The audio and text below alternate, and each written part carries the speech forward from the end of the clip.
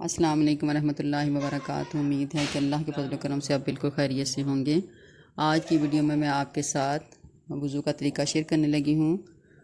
تو اللہ تعالیٰ کو طہارت جو ہے وہ بہت پسند ہے۔ اس نے اعلان کر دیا ہے کہ میں پاک صاف رہنے والوں سے محبت کرتا ہوں۔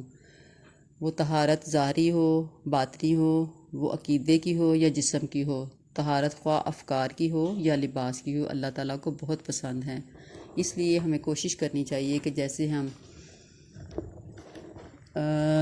ہم دنیا کی تعلیم حاصل کرنے کے لیے پوری کوشش کرتے ہیں کہ ہمارا بچہ، ہمارے بہن بھائی بہت اچھے سے اچھے ادارے میں پڑھے، اچھے سے اچھی سوسائٹی میں بیٹھے، کھائے پیے، اس طرح ہمیں پوری کوشش کرنی چاہیے کہ دین کے ضروری احکامات کو مکمل طور پر جاننے کی بھی کوشش کریں، جن کے بغیر ہماری زندگی مکمل نہیں ہوتی۔ تو کوشش کریں کہ جن کاموں کے کرنے کا اللہ نے حکم دیا ہے وہ لازم کریں، یعنی ان میں ہمارے لازمی احکامات جو ہیں جن کے بغیر ہماری زندگی جو ہے وہ سمجھے ادھوری ہے، وہ فرائض میں شامل ہو جاتی ہے۔ تو وضو کا کرنا بھی فرائض میں شامل ہے کہ اس کے بغیر جب تک ہم وضو نہیں کریں گے سنت مطابق ہماری کوئی عبادت قبول نہیں ہوگی، کیونکہ ہم پاک صاف نہیں ہوں گے تو ہماری کوئی عبادت بھی قبول نہیں ہوگی۔ اس لیے کوشش کریں کہ سنت کے مطابق وضو کرنا سیکھیں۔ تو آج میں آپ کے ساتھ وضو کا طریقہ شیئر کرنے لگی ہوں۔ سب سے پہلے نماز کے لیے جیسے انسان کے لیے جسم، لباس اور پاک ہونا اور وضو کرنا ضروری ہے، تو وضو کا طریقہ یہ ہے کہ سب سے پہلے دل میں وضو کی نیت کر کے بسم اللہ پڑھیں،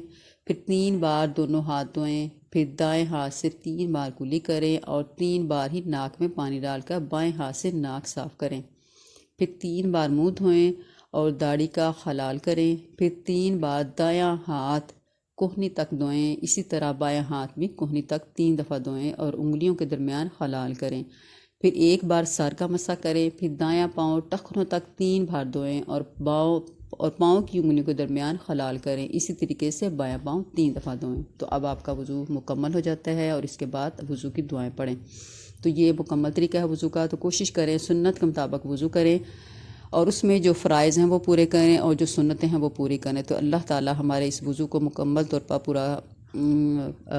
پورا کرے سنت کے مطابق۔ تو کوشش کریں آپ بھی انہی جو فرائض اور سنتوں کو مد نظر رکھتے ہوئے وضو کریں، صدقہ جاریہ کی نیت سے شیئر کریں اور اس کار خیر میں ہمارا ساتھ دیں۔ السلام علیکم ورحمۃ اللہ۔